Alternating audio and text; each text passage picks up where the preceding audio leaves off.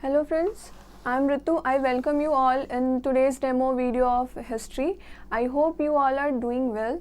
So आज मैं आपके साथ सिलेबस के अकॉर्डिंग फर्स्ट चैप्टर को डिस्कस करूँगी, हड़प्पन सिविलाइजेशन इन शॉर्ट। और मैं उसको डिस्कस करने से पहले जो आपके सिलेबस में जो इम्पॉर्टेंट पॉइंट्स दिए गए हैं मैं उसका थोड़ा आपको एक व्यू दूँगी।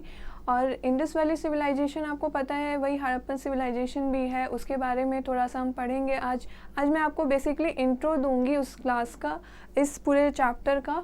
और इंट्रो के अलावा मैं आपको हड़प्पन सिविलाइजेशन को एक्सप्लेन करूंगी एंड उसके बाद नेक्स्ट लेक्चर में हम मोहनजोदड़ो और उससे रिलेटेड जो अर्बन डेवलपमेंट है और जो उनका वेल प्लान डेवलपमेंट था हम उसको डिस्कस करेंगे। तो आइए स्टार्ट करते हैं बिना किसी देरी के। तो फर्स्ट हमारा यहाँ पे आप देख रहे हैं यही हमारा सिलेबस का फर्स्ट चैप्टर है, the story of the first cities Harappan civilisation. तो उसमें सिलेबस में जब आप देखेंगे तो सिलेबस में ये 4 पॉइंट्स मेंशन किए गए हैं और इन 4 पॉइंट्स को ही ऐसे ब्रॉड में लिखा हुआ है। जैसे फर्स्ट है ब्रॉड ओवरव्यू, उसको लिखा है अर्ली अर्बन सेंटर्स। तो इसमें अर्ली अर्बन सेंटर्स में हम पढ़ेंगे इंडस वैली सिविलाइजेशन को ही, यहाँ पे वो चीज़ कह रहा है हड़प्पन सिविलाइजेशन, मोहनजोदड़ो या फिर लोथल, धोलावीरा, ये जितने भी एक्सेट्रा सिविलाइजेशंस थे जो कि एक्सकवेट हुए थे हम उसके बारे में अभी यहाँ पे डिस्कस करेंगे। वही ब्रॉड ओवरव्यू है, उसी का हम यहाँ पढ़ने वाले हैं। सेकेंड है story of discovery Harappan civilisation. तो हड़प्पन सिविलाइजेशन कैसे फॉर्म हुआ, ईयर बाय ईयर कैसे उसमें नई नई चीज़ें जुड़ती गई, कैसे डेवलपमेंट होते गया, कौन कौन लोग उसमें इन्वॉल्व थे जो कि उस डेवलपमेंट में अपना कंट्रीब्यूशन दिए थे, आर्कियोलॉजिकल रिसर्च जो हुए थे, हम उसके बारे में कैसे कैसे हड़प्पन सिविलाइजेशन को फाउंड किया गया हम उसके बारे में इसमें पढ़ने वाले हैं। और थर्ड में है excerpt archaeological report on a major site. तो इसमें हम जो आर्कियोलॉजिकल रिपोर्ट्स हैं उन मेजर साइट्स जैसे कि हड़प्पन, मोहनजोदड़ो वगैरह, हम उनके बारे में जो डिस्कस करेंगे उनकी आर्कियोलॉजिकल जो रिपोर्ट्स थी उन साइट से रिलेटेड उसके बारे में हम बहुत तो नहीं, लेकिन हाँ उसका बहुत इंपॉर्टेंट फैक्ट्स जो भी होंगे उसमें उसको हम एक अच्छे से ब्रीफ फॉर्म में डिस्कस करेंगे यहाँ पे। Fourth one is discussion how it has been utilised by archaeologist and historians. तो बेसिकली जो भी इंडस वैली सिविलाइजेशन उस वक्त जो हमारा डिस्कवर हुई, हड़प्पन सिविलाइजेशन, मोहनजोदड़ो, लोथल, धोलावीरा, सुरकोटदा, ये सब जो भी उस वक्त डिस्कवर हुए थे उनको आज भी प्रेजेंट में कैसे अभी भी उस पर आर्कियोलॉजिकल रिसर्च चल रहे हैं, कैसे अभी भी न्यू साइट्स आप देखते होंगे कि एक्सकवेट हो रही हैं, फाउंड की जा रही हैं, डिस्कवर हो रही हैं। तो उसका जो अभी प्रेजेंट यूज़ है हम बेसिकली उसी के बारे में पढ़ेंगे कि उसका क्या यूटिलाइज्ड हिस्टोरियंस और आर्कियोलॉजिस्ट ने किया, कैसे उन जो भी डिस्कवरी की गई थी उसको कैसे यूज़ किया कि वो कल्चर्स कैसे हमारे लिए बेनिफिशियल थे, कैसे वो हमारे पहले के 5000 ईयर्स अगो जो हमारा इंडस वैली सिविलाइजेशन था उसको हम कैसे हमारे पहले लोग कल्चर हुआ करता था प्रेजेंट से, कैसे वो डिफ़र करते थे, कैसे उनके रिलीजियस बिलीफ्स थे, कैसे उनकी ड्रेसिंग थी, कैसे क्लोथिंग्स थे, कैसे ऑर्नामेंट्स पहनते थे, क्या टूल्स यूज़ करते थे, हम ये सारी चीज़ें इसमें पढ़ेंगे।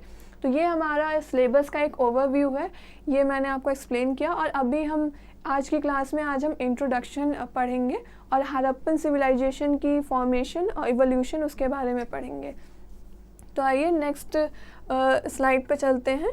तो नेक्स्ट स्लाइड ये रही, इस पे हम यहाँ पे अभी ब्रॉड ओवरव्यू जो हमारे सिलेबस का पहला टॉपिक है हम उस पर डिस्कस करने वाले हैं। तो ब्रॉड ओवरव्यू में देखिए फर्स्ट पॉइंट है the great Indus valley civilisation was the setting for one of the world's earliest urban societies. मतलब इंडस वैली सिविलाइजेशन जो था वो हमारा वर्ल्ड का, Indus valley civilisation was Indus Valley civilization was setting for the one of the world's earliest urban societies.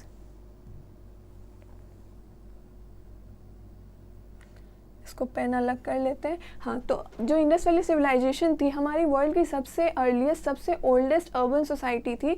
Urban society यहाँ इसलिए बोला जा रहा है क्योंकि आज आप देखते होंगे मॉडर्न टाइम में कि कैसे वेल प्लान डेवलप्ड सिटीज़ हैं, तो उसी तरह से उस वक्त भी ऐसी ही अर्बन सिटीज़ हुआ करती थी जो कि वेल डेवलप्ड थी। उसी को वहाँ कह रहा है कि वो सबसे ओल्डेस्ट और सबसे अर्लीस्ट थी। इनफैक्ट जो मेसोपोटामिया और इजिप्शियन सिविलाइजेशन थी उनसे भी ज़्यादा ओल्डेस्ट ये थी इंडस वैली सिविलाइजेशन। वही यहाँ पे फर्स्ट पॉइंट में कह रहे हैं। Second was this civilisation is the oldest civilisation of the world. अभी मैंने आपको बताया कि ये ओल्डेस्ट सिविलाइजेशन थी वर्ल्ड की। और इनफैक्ट मेसोपोटामिया, आप यहाँ लिख लीजिए कि 2 और सिविलाइजेशन थी in Mesopotamia and Egyptian civilisation.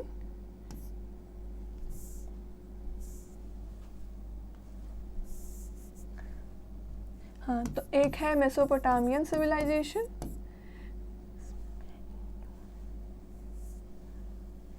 Mesopotamia, and second one is Egyptian civilisation. ये 2 सिविलाइजेशन आप कहीं भी देखेंगे तो बहुत फेमस सिविलाइजेशंस हैं, इनफैक्ट अर्लीस्ट सिविलाइजेशन में काउंट होती हैं। तो जो इंडस वैली सिविलाइजेशन थी वो इससे भी ज़्यादा ओल्डेस्ट थी। इन दोनों के ईयर्स को आप जब कंबाइन कर देंगे तो इंडस वैली सिविलाइजेशन इन दोनों से भी ज़्यादा ओल्डेस्ट और अर्लीस्ट थी। सो यही लिखा हुआ है कि it is the oldest civilisation of the world. Third point is, besides Harappa and Mohenjo-daro, the other important urban centers of this civilization were Kot Diji, Lothal, Kalibangan, Ganeriwala, Rakhigarhi and Dholavira. मतलब जैसे उस वक्त जो हम बेसिकली तो हड़प्पा मोहनजोदड़ो के बारे में लोग ज़्यादा सुनते हैं तो लगता होगा कि यही मोस्ट इम्पॉर्टेंट थे, तो नहीं। जो ओल्डेस्ट सिविलाइजेशंस में आती थी और भी बहुत सारी एक्सकवेटेड साइट्स थी जो कि डिस्कवर हुई थी। उन एक्सकवेटेड साइट्स में हड़प्पा भी था, मोहनजोदड़ो भी था, उसके अलावा कोट दीजी, लोथल, कालीबंगन, गनवेरीवाला, राखीगढ़ी एंड धोलावीरा, ये जो सिविलाइजेशंस थे ये भी मोस्ट इम्पॉर्टेंट सिविलाइजेशन है। आपको पता होना चाहिए कि इंडिया और पाकिस्तान जब अलग हो गए थे आफ्टर इंडिपेंडेंस इन 1947, तो इंडिया में इंडस वैली सिविलाइजेशन की ओल्डेस्ट साइट जो थी वो थी राखीगढ़ी। राखीगढ़ी कहाँ है? हिसार डिस्ट्रिक्ट, हरियाणा में है। ये है हिसार, हरियाणा में है। ये इम्पॉर्टेंट क्वेश्चन है, ये पूछा जा सकता है कि इंडिया में कौन सी साइट ऐसी है जो कि ओल्डेस्ट इंडस वैली सिविलाइजेशन की साइट है, वो है राखीगढ़ी। इसको आप याद रखिएगा। राखीगढ़ी कहाँ है? Hisar district of Haryana. Okay. उसके बाद, although ancient script of the culture has not been deciphered, archaeological researches exposing the unique character of the society. जैसे आप वेद पुराण देखते होंगे तो उससे आपको पता चल जाता है कि रामायण कैसा था, महाभारत काल कैसा था, उस वक्त ऋषि मुनियों ने किस तरह की वेद पुराण लिखे थे और फिर उनमें क्या लिखा हुआ है, उस वक्त का कल्चर कैसा हुआ करता था, लोग किस तरह की ट्रेडिशंस को फॉलो करते थे, कैसे खाते थे, कैसे पहनते थे, सारी चीज़ें लिखी हुई होती हैं। तो आपको पता है, इनफैक्ट आज भी आप हैं तो आप जैसे मेडिवल पीरियड्स के बारे में आप अच्छे से जानते हैं, मॉडर्न पीरियड के बारे में कि ब्रिटिश एरा कैसा था, मेडिवल पीरियड में कि दिल्ली सल्तनत कैसे थे, वहाँ के लोग उस वक्त कैसे हुआ करते थे, ये सब आप जानते हैं। लेकिन ये जो इंडस वैली सिविलाइजेशन डिस्कवर हुई है, इसके बारे में कहीं पे भी जो इंस्क्रिप्शंस मिले हैं, इंस्क्रिप्शन इन द सेंस जैसे वेद पुराण थे ना, तो वेद पुराण एक समझ लीजिए कि वेद पुराण के जैसे ही इंडस वैली सिविलाइजेशन के इंस्क्रिप्शन थे, लेकिन उन इंस्क्रिप्शन में जो भी चीज़ें लिखी हुई थी वो उसको डिकोड नहीं किया गया है अभी तक। वो आर्कियोलॉजिस्ट अभी तक उसको डिकोड नहीं कर पाए हैं कि जो चीज़ें इंस्क्रिप्शन में लिखी गई हैं उस वक्त के कल्चर को बताने के लिए, वो चीज़ वो उसको डिकोड नहीं कर पाए हैं और समझा नहीं पाए हैं कि उस वक्त के लोग उनकी लैंग्वेज को वो इंटरप्रेट नहीं कर पाए हैं।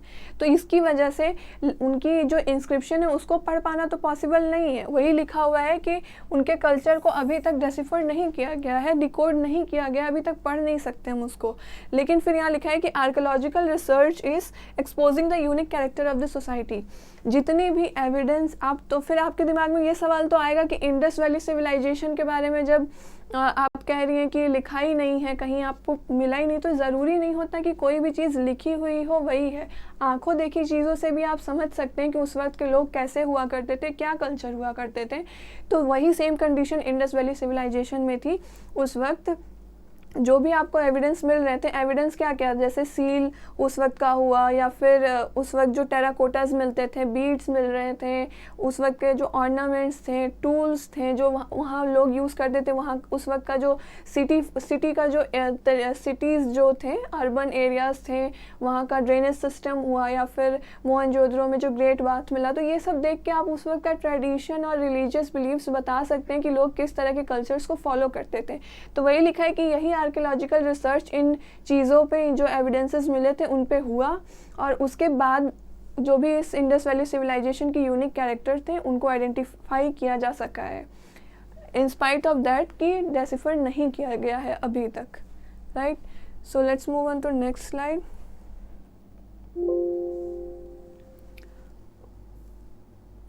फिर इसके बाद हम आएंगे इस पे the story of Harappan civilisation की उस वक्त की स्टोरी कैसी थी। तो आइए स्टार्ट करते हैं इसको। तो सबसे पहले 1856 में क्या था कि जो हमारा 1856 में जो अलेक्जेंडर कनिंघम थे उन्होंने हड़प्पन सील पे, एक सेकेंड अभी ये, हाँ यहाँ से स्टार्ट है।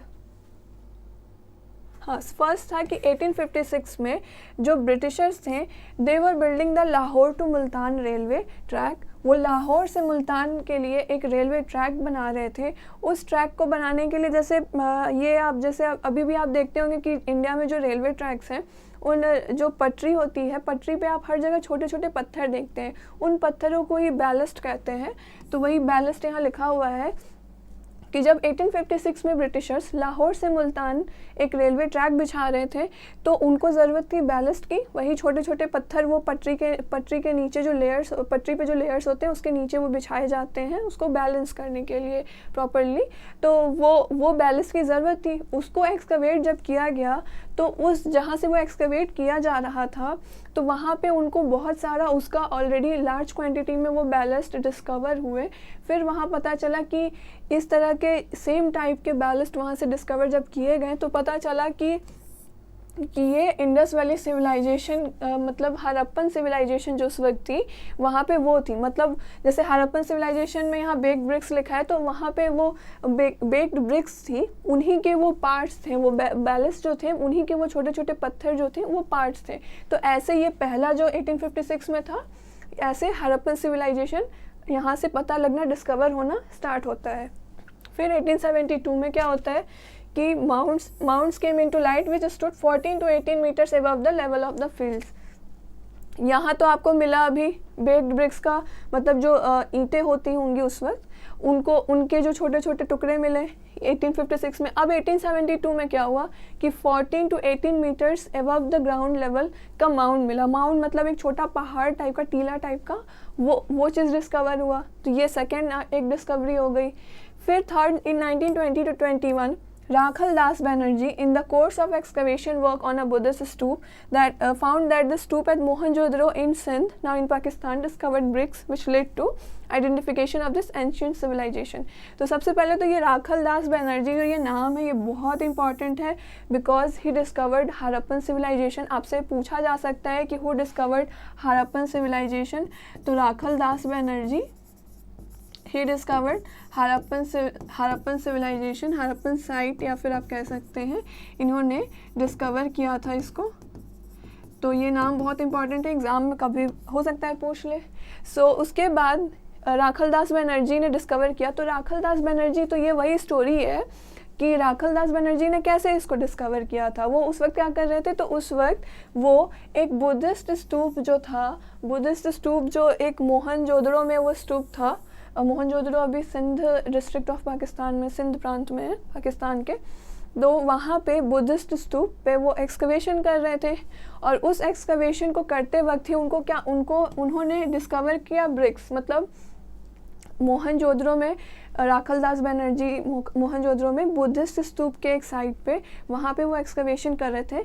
तो वहाँ पे उनको जो ईंटें मिली वहाँ से डिस्कवर हुई, वही ईंटें जो थी वो एंशियंट सिविलाइजेशन को डिस्कवर करने के लिए काम आई और वहीं से उन्होंने डिस्कवर किया हड़प्पन सिविलाइजेशन को।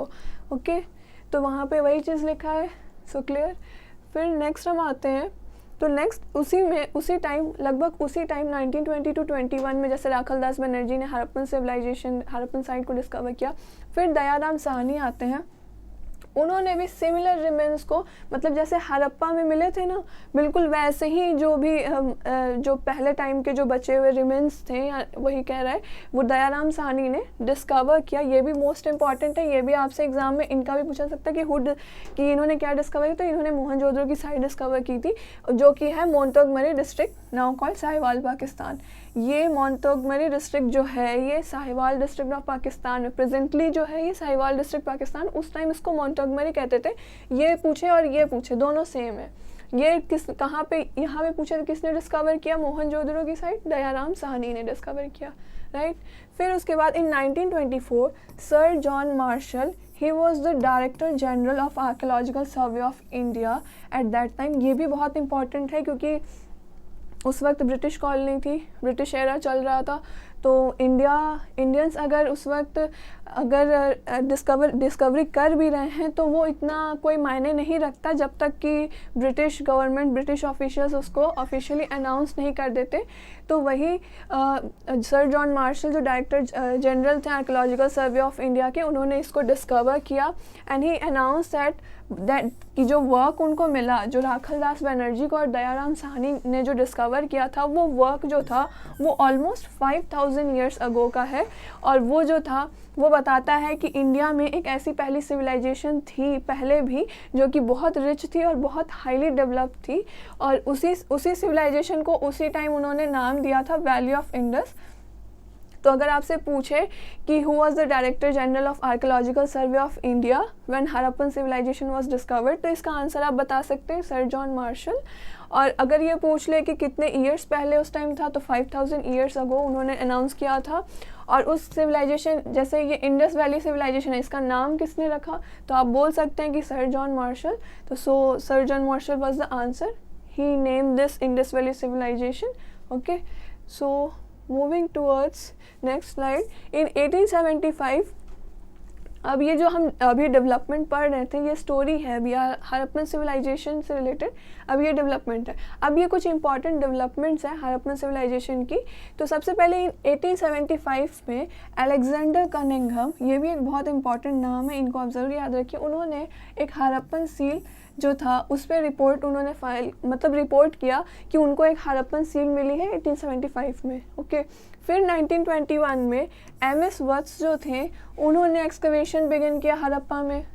फिर 1924 में जॉन मार्शल का भी मैंने बताया कि वो डायरेक्टर जनरल थे, तो उन्होंने ही existence of Indus valley civilisation पे मोहर लगाई, तभी फाइनल हुआ कि हाँ इंडस वैली सिविलाइजेशन थी इंडिया में। फिर 1925 में यहाँ पे एक्सकवेशन बिगिन होता है। मोहनजोदड़ो में एक्सकवेशन बिगिन कब हुआ, 1925 में, ये भी इम्पॉर्टेंट है।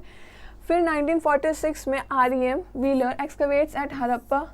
ये सब नाम जो है आपको, मतलब ये एक डेवलपमेंट बता रहा है कि ईयर बाय ईयर कौन कौन पर्सन्स जो थे, ये इंपॉर्टेंट पर्सन्स इंक्लूड थे। और इम्पॉर्टेंट पर्सन्स ने किस जैसे अलेक्जेंडर कनिंघम ने हड़प्पन सील के बारे में बताया, फिर MS वत्स ने एक्सकवेशन स्टार्ट किया हड़प्पा पे, फिर जॉन मार्शल ने तो फाइनली एग्जिस्टेंस को फाइनल किया क्योंकि ये डायरेक्टर जनरल थे उस वक्त आर्कियोलॉजिकल सर्वे के, तो उन्होंने बताया। तो इंडस वैली सिविलाइजेशन के बारे में उन्होंने कंफर्म किया था, अनाउंस किया था इन्होंने ही। और फिर 1925 में ऐसे ही कि मोहनजोदड़ो की फिर एक्सकवेशन शुरू होती है। फिर 1955 में SR राव जो थे, ये भी इम्पॉर्टेंट है कि SR राव, अगर पूछ ले आपसे कि who excavated the Lothal site which is present in Gujarat, इसका किसने एक्सकवेशन किया था, तो इसका आंसर हो सकता है SR राव। ये 1955 में इन्होंने स्टार्ट किया था। फिर 1960 में BB Lal and BK Thapar, इन्होंने एक्सकवेशन जो किया था वो कहाँ किया था, कालीबंगन राजस्थान में। अब इनका पूछ ले कि कालीबंगन जो राजस्थान में है उसका जो फाउंडर थे उसको किसने एक्सकवेट किया था, तो इसका आंसर आप बता सकते हैं BB Lal and BK Thapar, right. फिर 1990 में RH Bisht, this is also important, begins excavation है धोलावीरा। धोलावीरा कहाँ है, धोलावीरा भी है गुजरात में ही।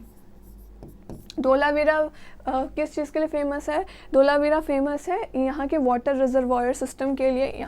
अगर क्वेश्चन कभी एग्ज़ाम में ये पूछ ले कि विच site is most most stable और ऐसे बहुत most highlighted for its water reservoir system, तो उसका आंसर आप बता सकते हैं Dholavira.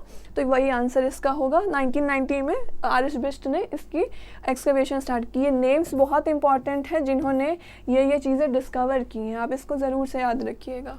Okay, so moving towards next slide. अब हम हड़प्पन सिविलाइजेशन के बारे में थोड़ा सा डिस्कस करेंगे। तो देखिए, अभी तक मैंने आपको एक इंट्रो दिया जो सिलेबस में था, एक ब्रॉड रिव्यू। पहले मैंने आपको ब्रॉड ओवरव्यू के बारे में बताया थोड़ा सा कि कैसे इंडस वैली सिविलाइजेशन फॉर्म हुई और कैसे, फिर उसके बाद मैंने डिस्कस किया आपसे उसके डेवलपमेंट के बारे में कि ईयर बाय ईयर कैसे डेवलप हुई। फिर मैंने आपसे डिस्कस किया कि कौन इंपॉर्टेंट पर्सनालिटीज़ थे, उन्होंने कहाँ पे कैसे डिस्कवरी स्टार्ट की और कौन से इंपॉर्टेंट प्लेसेस हैं जो उन नेम से रिलेटेड हैं। उन नेम्स को आप ज़रूर से याद रखिएगा। ओके, उसके बाद हड़प्पन सिविलाइजेशन यहाँ पे स्टार्ट होता है। तो देखिए, the site of Harappa Montgomery now called as Sahiwal in Pakistan is one of the largest and the most important. अब यहाँ देखिए, लार्जेस्ट जो ये है जो ये हड़प्पा की साइट है, मोंटगमरी डिस्ट्रिक्ट, साहिवाल प्रेजेंट में उसको साहिवाल कहते हैं, वो है पाकिस्तान में। तो ये जो मोंटगमरी है ये क्या है, one of the largest and the most important cities of Indus valley civilisation. Largest भी है, इंपॉर्टेंट भी है, इस चीज़ को आप याद रखिए। फिर the Indus valley civilisation is also called as Harappan culture. इसको हम हड़प्पन कल्चर भी कहते हैं। और कल्चर बोलने का रीज़न ये है यहाँ पे कि जैसे आप प्रेजेंट में हैं या फिर आप कभी मॉडर्न इंडिया का देखेंगे या फिर मेडिवल इंडिया का आप देखेंगे, तो जो भी उस वक्त के कल्चर्स होते थे, लोग जो ट्रेडिशंस को फॉलो करते थे, किस हिसाब से उनकी ड्रेसिंग्स होती थी, क्या टूल्स यूज़ करते थे या फिर किस तरह से वो अपनी लाइफ स्टाइल को जीते थे, बिल्कुल उसी तरह से इंडस वैली सिविलाइजेशन में जो चीज़ें वहाँ से फाउंड आउट की गई, उसको देख करके यही पता चलता है कि इंडस वैली सिविलाइजेशन की एविडेंसेस उस वक्त की जो हैं, हड़प्पा के जो एविडेंसेस मिले वो उस वक्त के कल्चर को ही बताती है। सो इसीलिए यहाँ पे ये कहा गया है कि ये जो इंडस वैली सिविलाइजेशन थी इसको हड़प्पन कल्चर भी कहते हैं। यही देखिए, यहाँ नीचे मैंने रीज़न भी लिखा हुआ है कि in case of Harappan culture this distinctive objects includes. अब देखिए, मैंने अभी बोला ना कि उसको कल्चर क्यों बोलते हैं, क्योंकि उस वक्त के उस वक्त ड्रेसिंग सेंस बता रहे हैं, लोग क्या पहनते हैं, क्या कैसे खाते थे, क्या टूल्स यूज़ करते थे।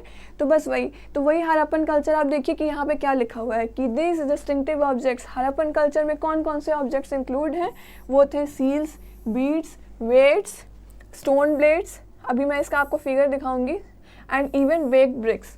तो जो ऑब्जेक्ट्स थे जिसकी वजह से हम इस हड़प्पन सिविलाइजेशन को हड़प्पन कल्चर बोल रहे हैं, वो ऑब्जेक्ट्स क्या थे, seals, beads, weights, stone blades and even baked bricks. Okay, ये कुछ ऑब्जेक्ट्स थे। तो these objects were found from areas as far as apart as Afghanistan, Jammu, Baluchistan and Gujarat.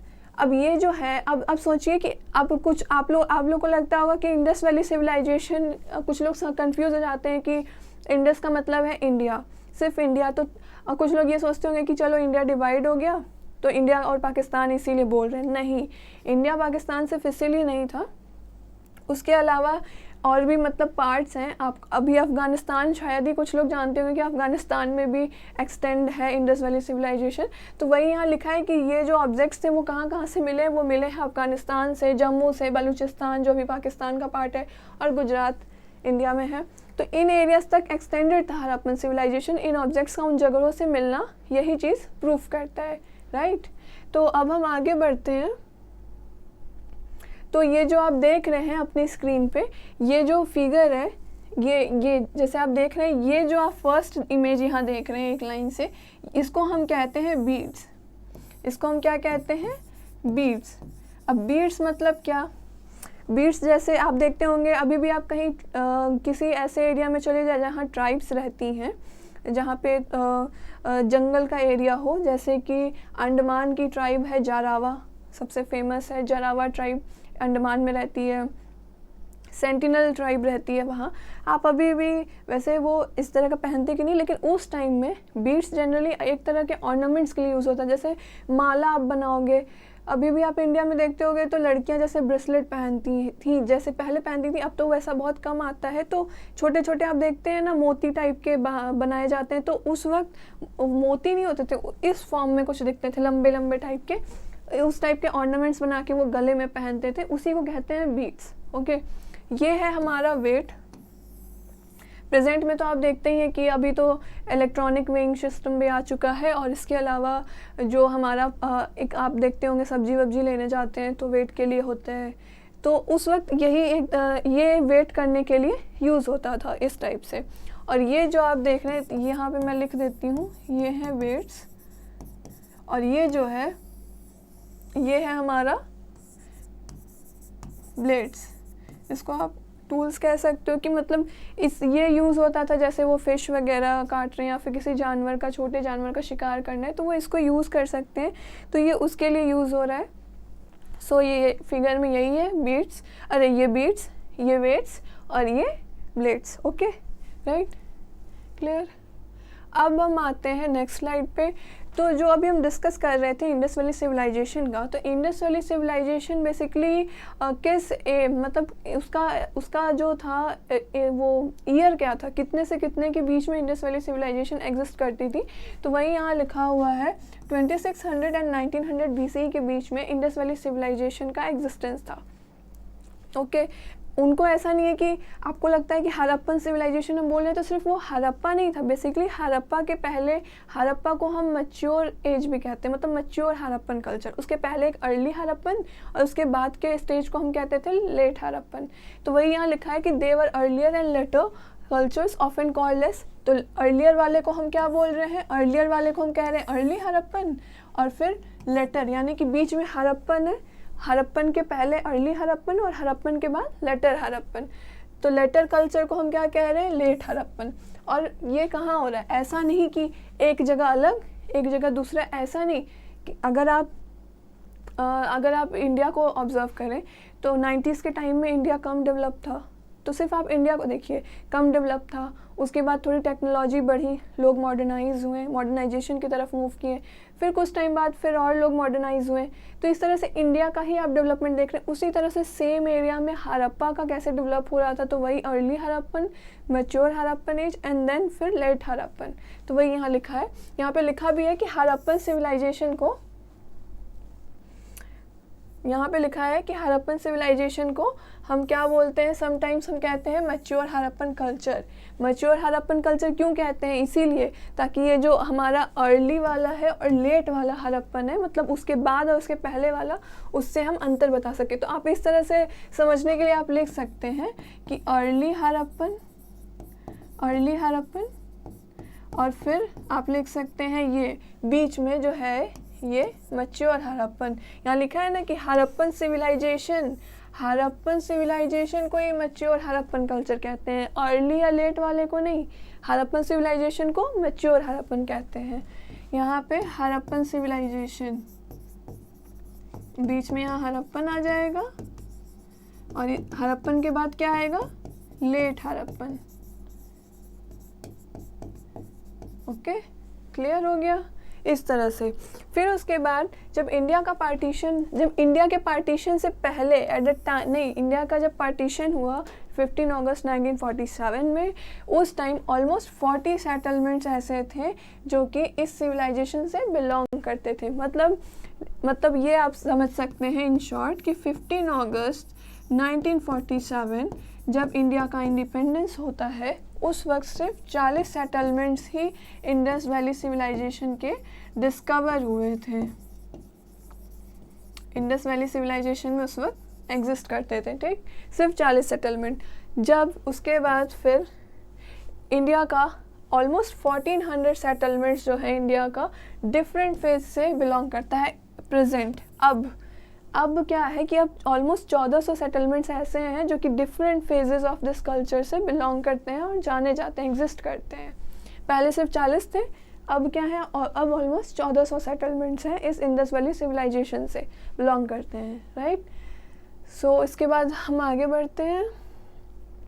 उसके बाद अभी तक मैंने हड़प्पन सिविलाइजेशन के बारे में आपसे डिस्कस कर लिया कि कैसे उसकी फॉर्मेशन हुई, किसने किसने कंट्रीब्यूट किया, कैसे कौन इंपॉर्टेंट पर्सनालिटीज़ थे। और अब आता है एक्सकवेटेड साइट्स। अब जो इतने भी इम्पॉर्टेंट आपके साइट्स हैं, ये most important, one of the very very important है। हो सकता है आपसे एग्ज़ाम में पूछ लिया जाए इसमें से कुछ भी कि कौन ऐसे एक्सकवेटर्स, कौन साइट्स कहाँ पर है और किस रिवर बैंक पे है। रिवर्स भी इम्पॉर्टेंट होते हैं।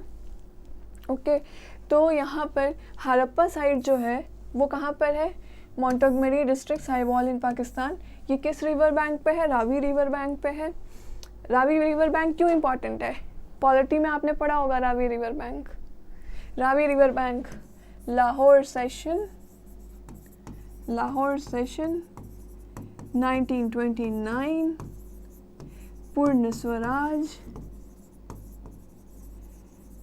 स्वराज और कंप्लीट इंडिपेंडेंस, ये जवाहरलाल नेहरू ने डिक्लेयर किया था। और रावी रिवर के ही किनारे जवाहरलाल नेहरू ने वो जो हमारा इंडिया का ट्राई कलर फ्लैग है उसको होस्ट किया था। Try colour flag hosted by Jawaharlal Nehru, इसलिए रावी रिवर इम्पॉर्टेंट है, याद रखिएगा इसको। और वैसे तो हिस्ट्री में ये नहीं पूछेगा, ये तो अपना मॉडर्न हिस्ट्री का पार्ट है, वो पॉलिटी में भी आप पढ़ेंगे और इसमें भी। ओके, तो फिर मोहनजोदड़ो पे आते हैं। मोहनजोदड़ो कहाँ है? लड़काना डिस्ट्रिक्ट, सिंध प्रांत, पाकिस्तान में। ये किस बैंक के किनारे है? Indus river. इंडस रिवर आपको बता दूं कि पाकिस्तान की सबसे लॉन्गेस्ट रिवर है, पाकिस्तान की है, इंडिया की है, आपको पता ही होगा, गंगा है। चौहद्रो कहाँ है? नवाब शाह, सिंध, पाकिस्तान। ये भी इंडस रिवर बैंक पे है। फिर लोथल आता है, लोथल इंडिया में ही है। लोथल बहुत इंपॉर्टेंट है, क्वेश्चन आपसे पूछ सकते हैं कि which is the port site, port कहाँ पर मिला? पोर्ट ये जो है ये इसको कहते हैं पोर्ट साइट, मतलब पोर्ट यानी कि जो बंदरगाह, लोथल ये वो है। ओके, ये पूछा जा सकता है, ये याद रखिएगा। लोथल ये कहाँ है? गुजरात, भोगवा रिवर बैंक पे। फिर आते हैं कालीबंगन, ये हनुमानगढ़ डिस्ट्रिक्ट राजस्थान में है। और ये किस रिवर बैंक पे है? घाघरा रिवर बैंक पे, घाघरा रिवर बैंक पे। फिर बनवाली कहाँ है? हिसार डिस्ट्रिक्ट ऑफ हरियाणा, ये भी है घाघरा रिवर पे। हरियाणा में एक और है, हरियाणा में है हमारा, अभी मैंने आपको बताया था कि हरियाणा में एक और एक्सकेवेटेड साइट है, उसका नाम है राखी गढ़ी। उसका नाम है क्या? राखी गढ़ी। और इंडिया की सबसे ओल्डेस्ट साइट है ये इंडस वैली सिविलाइजेशन की। ठीक है, इसको आप लोग याद रखिएगा क्योंकि कभी कभी पूछ सकता है कि which Indus valley civilisation site is the oldest site in India, तो वो है हरियाणा राखी गढ़ी। ओके, फिर धोलावीरा जो है ये कहाँ पे है? कच्छ, गुजरात। लूनी रिवर इंपॉर्टेंट है, इसको याद रखिए क्योंकि पूछ सकता है कि डेजर्ट एरिया में कौन सी ऐसी रिवर है जो कि कुछ सीजनल टाइम के लिए रहती है डेजर्ट एरिया में, वो है कच्छ में, गुजरात में लूनी रिवर है। Luni river is important, that's why. Dholavira Gujarat में है। धोलावीरा एक और चीज़ के लिए बहुत इंपॉर्टेंट है, वो है अपने वाटर रिजर्वॉयर सिस्टम के लिए। पूरे हड़प्पन सिविलाइजेशन में जो water reservoir system, water reservoir के लिए धोलावीरा बहुत फेमस है, बहुत इम्पॉर्टेंट है, इसलिए ये भी इसको याद रखिएगा। फिर मांडा है, मांडा कहाँ है? जम्मू एंड कश्मीर में। ये भी पूछा जा सकता है कि मांडा कहाँ पे? एक पूछता है मंडी और एक ये है मांडा। मांडा है जम्मू एंड कश्मीर में, और एक जो मंडी होता है ना, मंडी है यूपी में। यूपी में तो एक और आता है, वो है आलमगीरपुर। तो ये कुछ इम्पॉर्टेंट एक्सकवेटेड साइट्स हैं, इनको आप याद रखिएगा। और उनसे रिलेटेड कुछ फैक्ट्स हैं वो भी पूछ सकता है कभी कभी, जैसे कि धोलावीरा से, ये तो बहुत इंपॉर्टेंट है कि धोलावीरा वाटर रिजर्वॉयर सिस्टम कौन से साइट के लिए। इनफैक्ट ये क्वेश्चन तो यूपीएससी में भी पूछ रखा है, आई थिंक 1 साल पहले के प्रीलिम्स के पेपर में पूछा है कि वाटर रिजर्वॉयर सिस्टम कौन से एक्सकवेटेड साइट पर है, तो धोलावीरा उसका आंसर है। लोथल पोर्ट सिटी पूछे, पोर्ट पूछे या पोर्ट सिटी पूछे तो लोथल ही उसका आंसर होगा। ठीक, ये भी याद रखिएगा। ओके, क्लियर हो गया। सो अब हम आगे बढ़ते हैं। सो आगे ये देखिए, अभी मैंने आपको बताया था कि इंडस वैली सिविलाइजेशन जो है वो आपका मेसोपोटामियन और इजिप्शियन दोनों सिविलाइजेशन से बहुत पुराना है, ओल्डेस्ट सिविलाइजेशन है, राइट, मैंने बताया था ना। तो यहाँ पे आप देखिए कि इजिप्शियन और मेसोपोटामियन सिविलाइजेशन, इन दोनों का एरिया जब आप जोड़ देंगे ना, कंबाइन कर देंगे, तो उतना बड़ा area, total geographical area of Harappan civilisation 20 गुना ज़्यादा है। मतलब जैसे यहाँ आप देखिए हड़प्पन सिविलाइजेशन का जो एरिया होगा, Harappan civilisation, area of Harappan civilisation, ऐसे आप सिंपल लैंग्वेज में याद रखिए, equals to 20 times more than total area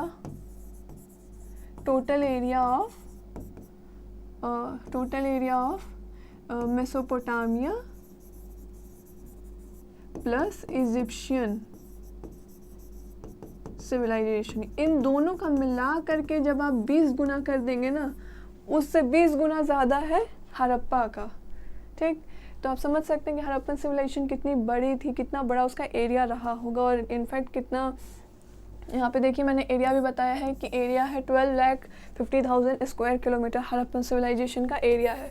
so ये भी इम्पॉर्टेंट है कि इसका एरिया कितना था, 12,50,000 स्क्वायर किलोमीटर, राइट, क्लियर।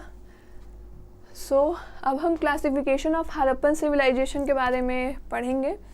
तो अभी तक मैंने आपसे क्या क्या डिस्कस किया है, अभी तक मैंने आपसे डिस्कस किया है कि कैसे हमारा इंडस वैली सिविलाइजेशन डिस्कवर हुआ, उसमें कौन कौन लोगों ने कंट्रीब्यूट किया, कैसे डिफरेंट साइट्स को एक्सकवेट किया गया, क्या क्या उसमें चैलेंजेस थे, और कैसे हमारी सिटीज़ डेवलप होती गई, कैसे हमें इंडस वैली सिविलाइजेशन के बारे में, उसकी डिस्कवरी के बारे में पता चलता गया, कैसे आगे वो डेवलप होता गया, इसके बारे में हमने डिस्कस किया। उसके साथ साथ हमने डिफरेंट एक्सकवेटेड साइट्स की लोकेशंस को डिस्कस किया और उनसे रिलेटेड कुछ इंपॉर्टेंट फैक्ट्स डिस्कस किए।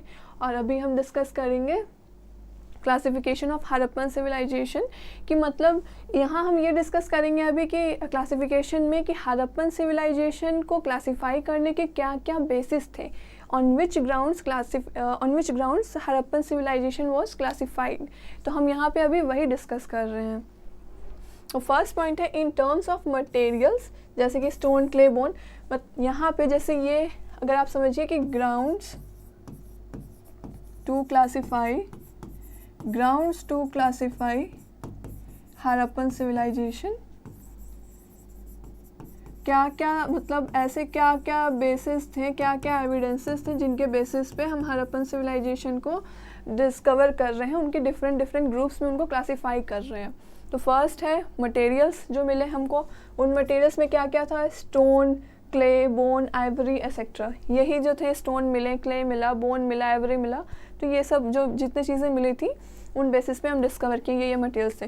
To decide whether an artefacts is a tool or an armament or both or something for performing some rites or ceremonies, जो टूल्स हमें मिले थे वो हमको ये जो आर्टिफैक्ट जो हमें मिले थे उस वक्त, वो ये आइडेंटिफाई हम कर रहे हैं उससे कि वो उनके हथियार थे या फिर उनके कवच थे। आर्मामेंट मतलब उनके एक तरह से कवच थे जिसको वो युद्ध लड़ने के लिए यूज़ करते थे, या फिर वो अपने इन चीज़ों को टूल्स या फिर आर्मामेंट थे, या फिर कुछ दोनों ही थे, या फिर हो सकता है कुछ और ही थे, और उन में से उसको वो यूज़ करते थे अपनी किसी रिचुअल या सेरेमनीज़ के लिए। तो ये एक थे उनके, पहला तो ये materials, stone, clay, bone, Ivory etcetera, फिर ये टूल्स और आर्मामेंट, सेकेंड कैटेगरी ये। Third one is to identify the function of an artifact by investigating the context in which it was found, like drain, engrave, in a kiln, in a house। मतलब उसके बाद उनका function जो था artefacts का, हम उसको इन्वेस्टिगेट कर रहे हैं कि मतलब उसकी जो ड्रेन सिस्टम था, जो ग्रेव हमको मिला, ड्रेन सिस्टम कैसा था, ग्रेव था तो उस वक्त लोग अपने डेड बॉडीज़ को कैसे दफनाते थे, कैसे उनके दाह संस्कार करते थे, इस टाइप की चीज़ें हमको ग्रेव से पता चल रही हैं। किल्न है, और फिर उनके हाउस कैसे थे, कितने वो अर्बनाइज थे, कैसे उनकी सिटीज़ वेल डेवलप्ड थी, कैसे वो वेल प्लान्ड अर्बनाइजेशन। तो यही सब चीज़ों से हमको पता चलेगा अभी आगे कि कितना ज़्यादा अर्बनाइज था ये Indus valley civilisation. Okay, so now moving towards next, तो town planning and subsistence strategies. तो हड़प्पन सिविलाइजेशन में बेसिकली मैंने अभी बताया कि उसमें कि ये सिविलाइजेशन को वन ऑफ द अर्बनाइज्ड और मोस्ट डेवलप्ड और रिच कल्चर सिविलाइजेशन कहा जाता है। तो अभी हम उसकी टाउन प्लानिंग को डिस्कस करने वाले हैं और उसके साथ में सबसिस्टेंस स्ट्रैटेजीज़ क्या क्या थी, मतलब उनके एग्रीकल्चर से रिलेटेड क्या वो खाते थे, किस टाइप के टूल्स यूज़ होते थे, उससे रिलेटेड थोड़ा सा यहाँ भी डिस्कस करते हैं। तो यहाँ पे है कि first point, Harappa is a ruin city on the banks of river Ravi. मैंने अभी बताया, अभी मैंने जब वहाँ पे डिस्कस किया था आपसे कि कौन की एक्सकवेटेड साइट्स में कौन से रिवर के लोकेशन, तो ये रावी रिवर बहुत इंपॉर्टेंट है, इसीलिए हड़प्पन सिविलाइजेशन के लिए रावी रिवर। और ये कहाँ पर है, मैंने अभी बताया लोकेशन इसका, Sahiwal district of Pakistan. Okay, और यहाँ पे क्या था कि हाउसेस जो होते थे उनकी साइज़ स्मॉल होती थी। अब ऐसा नहीं कि अभी 2 तल्ला 3 तल्ले ऐसे टाइप का बनते हैं, इतने फ्लोर्स के, काफ़ी बिल्डिंग्स भी ऊंची ऊंची बनती हैं, जैसे अभी ट्विन टावर गिराया गया, आपने देखा कि इतने फ्लोर का था वो। तो उसी तरह उस वक्त जो हाउसेस थे वो स्मॉल साइज़ की होती हैं। The Harappans at a wide range of plant और एनिमल प्रोडक्ट्स इंक्लूडिंग फिश। तो हड़प्पन्स जो थे वो प्लांट और एनिमल प्रोडक्ट्स डिफरेंट टाइप्स के होते थे, उनको वो खाते थे, इनफैक्ट फ़िश को भी वो खाते थे उस वक्त। और फिर जो ग्रेन्स वहाँ उस हड़प्पन साइट से जो ग्रेन्स फाउंड किए गए हैं, जो भी अनाज मिले हैं, उनमें क्या क्या है ये भी देखिए, बहुत इंपॉर्टेंट है। Wheat, barley, lentil, chickpea and sesame. ये जो चीज़ें हैं आपसे ये पूछ सकता है कि हड़प्पन साइट से कौन से ग्रेन्स फाइंड किए गए, या फिर ये हो सकता है कि आपको सारे ग्रेन्स के नाम दे दिया जाए और बोला जाए कि मान लीजिए इसमें से 4 ग्रेन्स दे दिया जाए और ऑप्शन में पूछ लिया जाए कि इन चारों में से नहीं 3 दे दिया जाए और चौथा कोई ऐसा रैंडम दे दिया जाए जो कि हड़प्पन सिविलाइजेशन के ग्रेन में ना इंक्लूडेड हो, और पूछ लिया जाए कि आउट ऑफ दिस 4 ऑप्शंस कौन सा ऐसा ग्रेन है जो हड़प्पन सिविलाइजेशन में नहीं था, तो वो आपको बताना होगा आंसर। इसलिए ये याद रखिएगा कि वीट, बार्ली, लेंटिल, चिकपी और सिज़म जो था वो मिला था, हड़प्पन सिविलाइजेशन में ये ग्रेन्स इंक्लूडेड थे। उसके अलावा देखिए मिलेट्स ये भी इंपॉर्टेंट है। Millets are found from sites in Gujarat से मिलेट्स मिले थे, ठीक।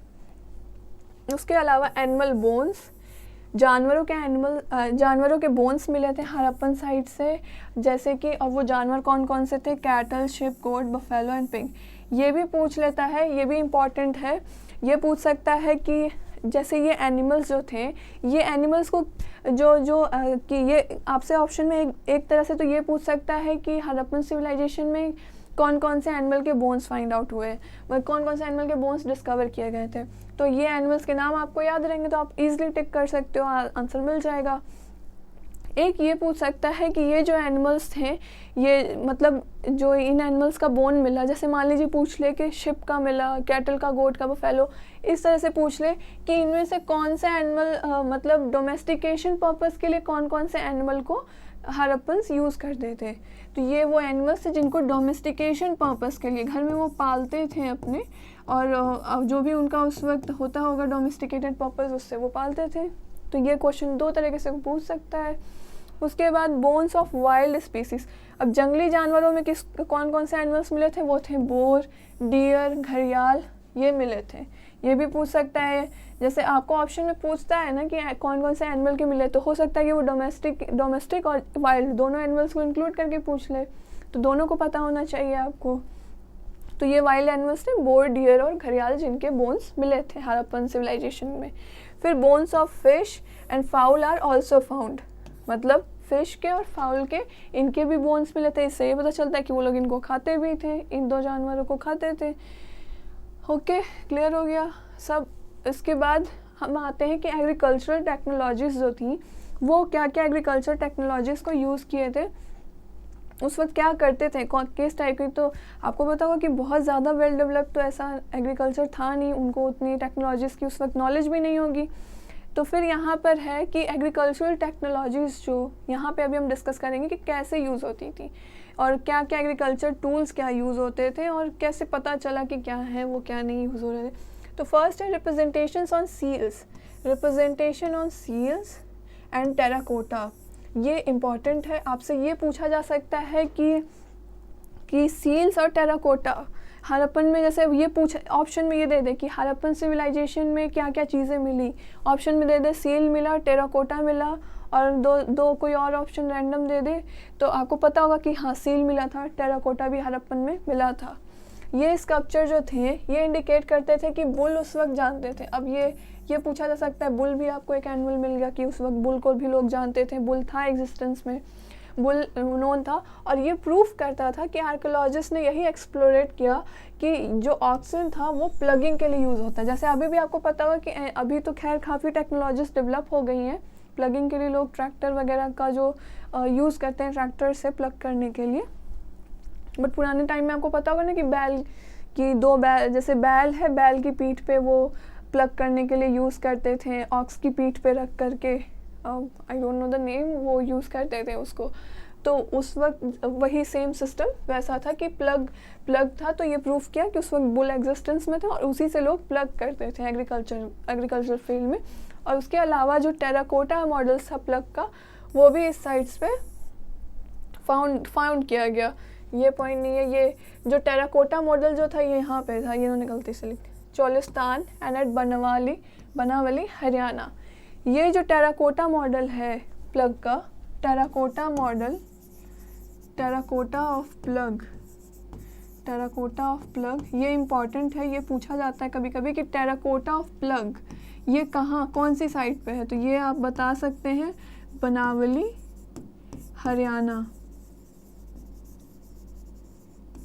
ये इम्पॉर्टेंट है, ये याद रखिए, टेराकोटा ऑफ प्लग कहाँ, बनावली हरियाणा। फिर archaeologist have also found evidence of a ploughed field at Kalibangan. This is also one of the, बच्चे ज़्यादातर कंफ्यूज हो जाते हैं कि टेराकोटा ऑफ प्लग और प्लग्ड फील्ड में क्या मतलब, दोनों एक जैसा ही लगता है, जो दोनों एक नहीं है। जब पूछे टेराकोटा ऑफ प्लग, मतलब यहाँ सिर्फ प्लग की बात हो रही है। प्लग यानी कि वो जो कि आप फील्ड को खेती के टाइम जो ऑक्स की पीठ पे रखा जाता है, ये वो प्लग है, उसके बारे में पता चला है बनावली हरियाणा से। लेकिन प्लग्ड फील्ड की यहाँ बात हो रही है, फील्ड के बारे में। प्लग का यूज़ करके जिस फील्ड को हम वो करते थे, ऑक्स की पीठ पे रख के जो प्लग को यूज़ करते थे, तो जब प्लग बोले यानी कि ये टूल की बात हो तो बनावली, फील्ड की बात हो तो कालीबंगन। यहाँ आप ऐसे कर लीजिए, टूल की बात है, टूल यानी कि प्लग, तो बनावली हरियाणा, फील्ड की बात है तो कालीबंगन। ओके, उसके बाद कालीबंगन कहाँ है राजस्थान में, ये भी इम्पोर्टेंट है। ये तो था, ये अर्ली हड़प्पन लेवल्स को हड़प्पन लेवल से डिक्लेयर थे। अभी मैंने बताया ना कि तीन स्टेजेस थे हड़प्पन में, एक था अर्ली, एक था खुद हड़प्पन, और फिर क्या था लेट हड़प्पन। ओके, तो ये था 3 स्टेजेस थे। तो ये जो हमारा मैंने अभी बताया ना आपको एग्रीकल्चर टेक्नोलॉजीज की, वो प्लग यूज़ करते थे, और तो टेराकोटा ऑफ प्लग जो था उसके बारे में पता चला है बनावली हरियाणा से, प्लग्ड फील्ड के बारे में कालीबंगन राजस्थान से पता चला है। तो ये जो था वो अर्ली स्टेज से था, अर्ली हड़प्पन स्टेज के बारे में था। उसके बाद द फील्ड जो था हमारा, जैसे जो फील्ड था वो plough field had 2 sets of furrows at right angles to each other, suggesting that 2 different crops were grown together. जैसे जो यहाँ पे जो थे 2 डिफरेंट टाइप्स के क्रॉप वो लोग एक ही फील्ड पे उगाते थे। वो जो 90 डिग्री के एंगल पे जो फरोज मिले हमको, उससे ये पता चलता है कि वो लोग 2 डिफरेंट क्रॉप्स को उगाते थे। जैसे मान लीजिए कुछ इस टाइप के क्रॉप्स होंगे, ऐसे कुछ होंगे, और फिर 90 डिग्री के एंगल पे मान लीजिए इस डायरेक्शन में कुछ अलग टाइप के क्रॉप्स उन्होंने उगा रखे होंगे, इस टाइप से हो सकता है ऐसे 90 डिग्री पे। तो वही बता रहा है कि उसके बारे में हमको पता चलता है कि वो 2 टाइप के क्रॉप को एक साथ उगाते थे। ये पूछ ले अगर कि 2 टाइप्स के क्रॉप्स वो लोग एक साथ उगाते थे या नहीं, तो हाँ, हड़प्पन्स उगाते थे 2 टाइप्स के क्रॉप्स एक साथ। फिर most Harappan sites are located in semi arid lands में where irrigation was probably required for agriculture. Semi arid lands का मतलब एक होता है जहाँ पे मतलब कम्प्लीटली इरिगेटेड, जैसे पानी के आसपास का जो एरिया होता है वो पूरी तरह इरिगेटेड होता है, वहाँ को बेसिकली ज़्यादा इरिगेशन की ज़रूरत नहीं होती है, मतलब ज़्यादा पानी देने की ज़रूरत नहीं है। सेमी एरिड एरिया का मतलब है कि जहाँ पे प्रॉपर इरिगेशन नहीं है, आपको थोड़ी वहाँ पे इरिगेशन की ज़रूरत होगी, खुद का एफर्ट करने की ज़रूरत होगी। तो वैसे ही ज़्यादा हड़प्पन जो settlements, Harappan sites, most of Harappan sites आपको ऐसे ही सेमी एरिड रीजन में मिलेंगे, सेमी एरिड लैंड्स में मिलते हैं। तो फिर ट्रेसेस ऑफ कैनाल्स के बारे में भी ट्रेस मिला हमको एग्रीकल्चर में वहाँ पे हड़प्पन साइट्स पे। और ये कहाँ मिला था, ये कैनाल्स के बारे में, ये इम्पॉर्टेंट है ये कि हड़प्पन साइट पे कैनाल्स के बारे में कहाँ हमको ट्रेसेस मिले उसके, तो वो मिला था शोर्तुगाई इन अफ़गानिस्तान। ये शोर्तुगाई में मिला था, और वो शोर्तुगाई कहाँ है, अफ़गानिस्तान में। लेकिन ये पंजाब और सिंध में नहीं मिला हमको, अफ़गानिस्तान में सिर्फ मिला, ठीक। उसके बाद वाटर रिजर्वॉयर्स जो थे वो कहाँ मिले, अभी मैंने आपको बताते वक्त धोलावीरा का लोकेशन बताते वक्त मैंने आपसे बोला था कि धोलावीरा बहुत इम्पॉर्टेंट है, क्योंकि सिर्फ यही एक साइट है जहाँ वाटर रिजर्वॉयर का ट्रेस मिला था। इनफैक्ट ये क्वेश्चन इतना इम्पॉर्टेंट है कि यूपीएससी में पूछा था, काफ़ी स्टेट पीसेस में भी पूछता है, तो हो सकता है कि आपके सीयूईटी में भी ये पूछ ले। तो ये वाटर रिजर्वॉयर जो सिस्टम है धोलावीरा गुजरात में था। और ये वाटर रिजर्वॉयर तो आज भी आपको पता है कि किस लिए यूज़ होता है, it is use to store water for agriculture. Okay, ये उस वक्त एग्रीकल्चर पर्पज़ के लिए वाटर स्टोर करने के लिए यूज़ किया जाता था। ओके, सो क्लियर हो गया। ये हमारे एक्सकवेटेड साइट्स थे और उनकी जो एग्रीकल्चर टेक्नोलॉजीज हम यूज़ कर रहे हैं यहाँ पे, ये उसके बारे में डिस्कशन था। अभी मैं आपको ये जो फ़ोटो दिखा रही हूँ ना, ये वाटर रिजर्वॉयर धोलावीरा का ये है। आप देख सकते हैं कि किस तरह से ये एक रिजर्वॉयर का सिस्टम है, किस तरह से यहाँ पे इस टाइप से ये पूरा एक बनाया गया है, एक टैंक टाइप का, इसमें वाटर को वो सेव करने के लिए किस तरह से ये बना हुआ है, आप देख रहे हैं इसको। यही है वाटर रिजर्वॉयर इन धोलावीरा और ये इम्पॉर्टेंट है। फिर उसके बाद आर्टिफैक्ट्स जो थे हमारे, वो कैसे आइडेंटिफाई किए गए, मतलब कैसे उसमें से जो हमारे टूल्स मिल रहे थे एग्रीकल्चर के लिए या फिर और भी डिफरेंट पर्पसेस के लिए जो टूल्स थे वो कैसे आइडेंटिफाई किए गए थे। अभी ये उसके बारे में कि हाउ आर्टिफैक्ट्स आर आइडेंटिफाइड। तो फर्स्ट है कि प्रोसेसिंग ऑफ फूड को, जैसे अभी आप खाना बनाते हो तो खाना आप कच्चा तो खाते नहीं हो, उसको पकाना पड़ता है उसको। तो अब आपके पास गैस वगैरह है सब्जी पीसने के लिए, या फिर सब्जी जैसे अभी मिक्सचर है, डिफरेंट चीज़ों का जूस बनाते हो या आप कुछ भी बनाते हो तो मिक्सचर है। उस वक्त ऐसा नहीं था, उस वक्त ये तो टेक्नोलॉजीज थी नहीं। तो वही यहाँ पर है कि कैसे आर्टिफैक्ट्स आइडेंटिफाई किए गए, क्या चीज़ के लिए यूज़ होते थे। तो यहाँ पे फूड की प्रोसेसिंग के लिए ग्राइंडिंग इक्विपमेंट था उसको, और उसके अलावा वेसल्स भी थे मिक्सिंग के लिए, ब्लेंडिंग के लिए और कुकिंग के लिए। सोचिए उस वक्त इतना ऑर्गेनाइज था कि मिक्सिंग के लिए, ब्लेंडिंग के लिए और कुकिंग के लिए भी था। लेकिन वो ऐसा आज के नहीं था कि इलेक्ट्रिसिटी पे लगा दिया आराम से चले गए, वैसा नहीं। उनको उसके लिए काफ़ी पीसना पड़ता था, जैसे सिलवट्टा टाइप का आज होता है, तो कुछ उस टाइप का ही उसका स्ट्रक्चर था उस वक्त। तो यहाँ पे देखिए कि दीज वर मेड ऑफ, वो जो टूल्स थे वो किससे बने होते थे, made of stone, metal and terracotta, इससे बने होते थे। फिर उसका नाम क्या है, एक सैडल क्वार्न। सैडल क्वार्न एक टर्म है, यूज़ किया गया है, एक तरह का ग्राइंडिंग इक्विपमेंट है, मतलब पीसने के लिए या फिर कुछ ऐसे। दो टाइप का सैडल क्वार्न था बेसिकली, एक था जो कि सब्जी वगैरह पीसने के लिए यूज़ होता था और एक था जो मेडिसिन या हर्ब्स बनाने के लिए यूज़ करते थे, वो दोनों को सैडल क्वार्न ही कहते थे।